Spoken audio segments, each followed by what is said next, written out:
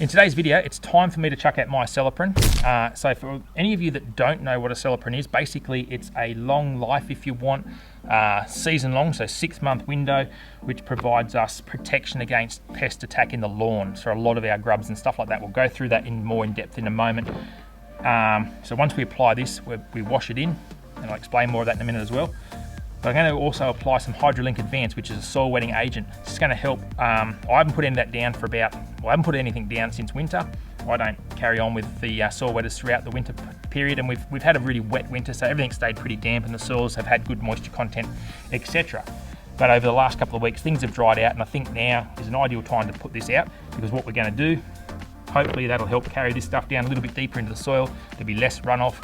And I just feel that might be a good combination to try.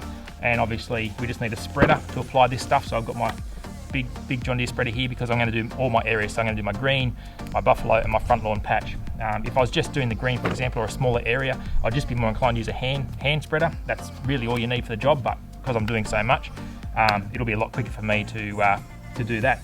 All right, well let's have a little bit more of an in-depth look at ACELEPRYN. So ACELEPRYN's available in 2 styles. It's available in a granule, which we're using here.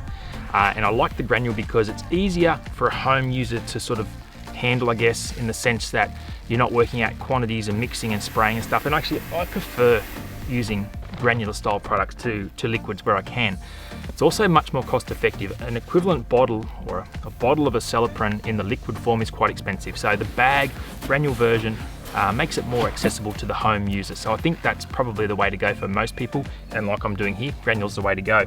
Now look, it does provide season-long control, as I said there before, and it's going to cover all of your your main pests that you're likely to come across. And for example, it's going to cover, for example, sod webworm, it's going to cover African black beetle, it's going to cover the billbug, it's going to cover armyworm, and they're just a few sort of things, Argentinian scarab.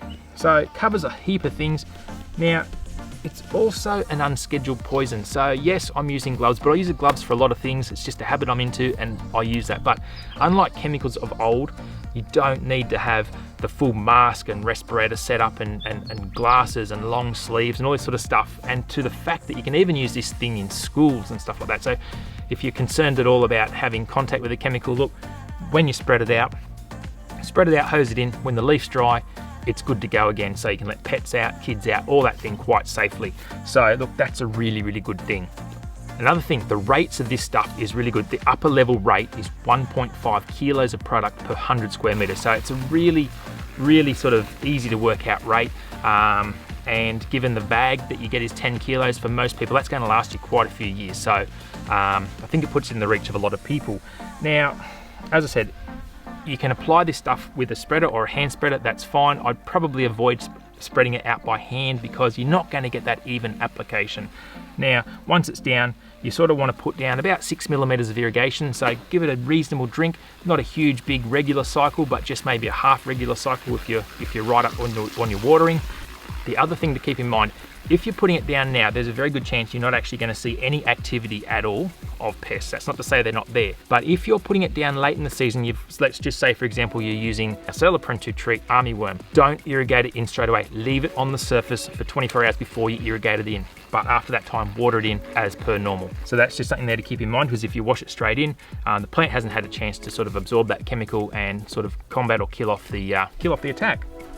That stuff goes down so quick in that spreader. I've just whipped around all my areas in no time flat. The only bits I can't do with that, it's too wasteful, is these little strips here. So hand spreader to the rest of you. And this is probably what most of you need. That's probably all you need, and get the job done pretty quick. So yeah, if you're looking for something that's a good little efficient spreader, the handy green number 2 with this little armrest is the way to go.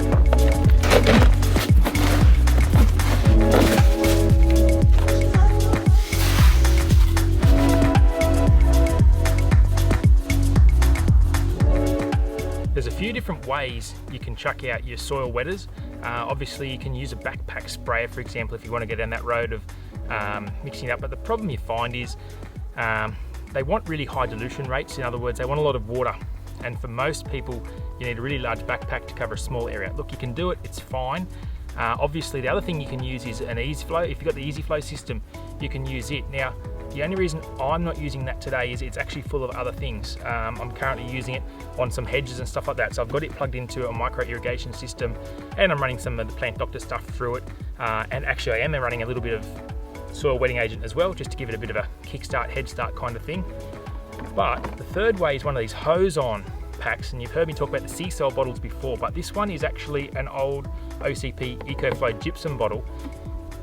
This one has a larger straw. So when it's got the larger straw, it's able to pick up that more heavy, gluggy sort of soil wetter. So that's the one I use for soil wetters. It's the larger straw one, OCP EcoFlow gypsum. So if you want a handy hint, one of those repurposed is a great idea.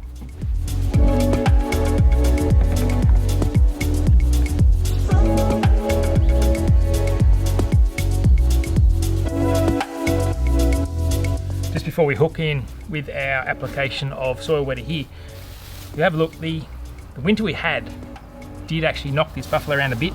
A lot of green pushing back through, and every day now that we start to get warmer, get more sunny, I'm getting a lot more colour and growth back into it. So it won't be long and we're back to our summer colours. But yeah, look, it did cop a little bit. The last few frosts we had were quite savage, and it did burn a lot of stuff. But yeah, that's about as dark as this will, or as burnt as this will get. Maybe next year I'll trial that Envy Frost Guard again and just see if we get a noticeable difference. Last year, or the year before was it, whatever it was, I trialed it and I think I had a pretty good result. Next year I might get a bit more serious about it and just see if that Envy Frost Guard actually can take it to the next level.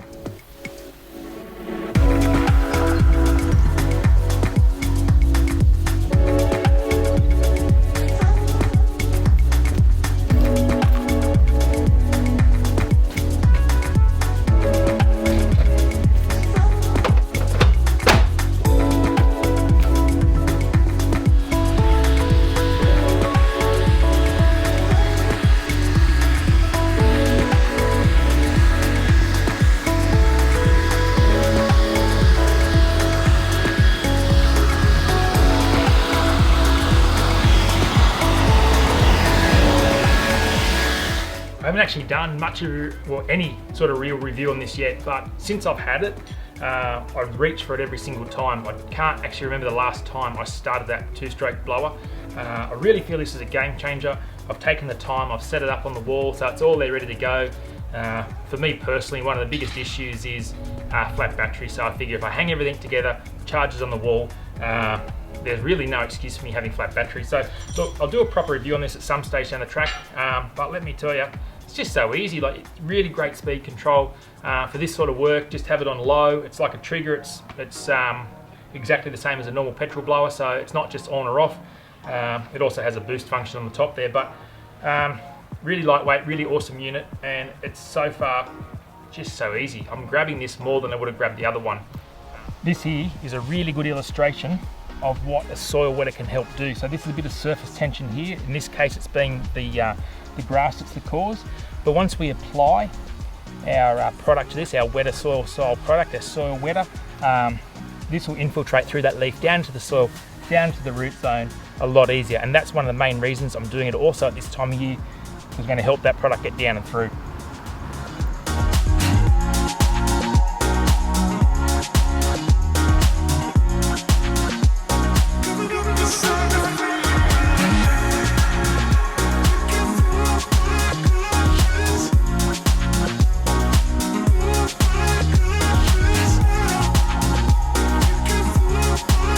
All that's left for me to do now is to simply water this in. So we've got all our products down. It's worth noting something I didn't talk about at the beginning of the video.